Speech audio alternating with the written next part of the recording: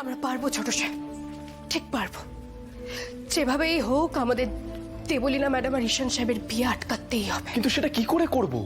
তোমার কাছে কোনো কোনো সলিউশন আছে, সমাধান আছে তোমার কাছে কিছু? আমরা দেবলীনা ম্যাডামের উপরে নজর রাখবো।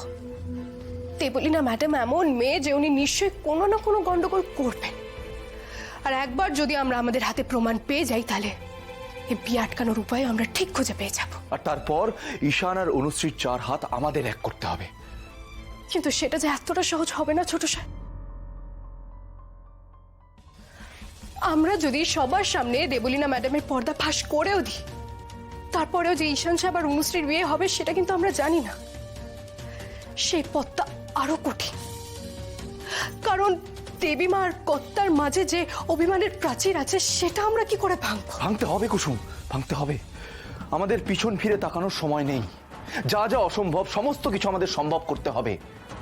ঈশানের মুখে হাসি ফোটানোর জন্য আমাদের সমস্ত কিছু করতে হবে।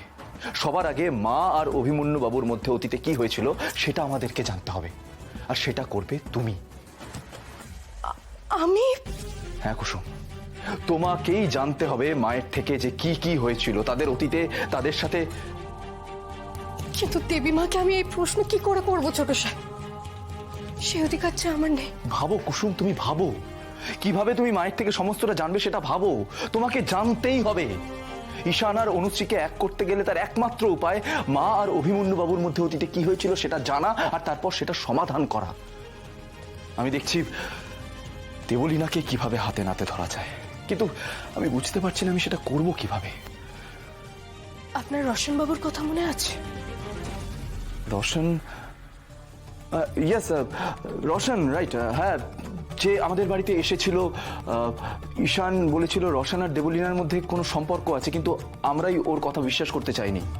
কিন্তু আমি তো ওদের দুজনকে একসাথে দেখেছিলাম ছোট সাহেব, আর এমন অবস্থায় দেখেছিলাম যে ওরা এক। টাকা আর ক্ষমতার জন্যই আমি ঈশানকে বিয়ে করছি। আমি তোমায় ছাড়া থাকতে পারবো না দেবলীনা, মরে যাব। কি করে ভুলবো রোশন? তুমি তো আমার ফার্স্ট লাভ।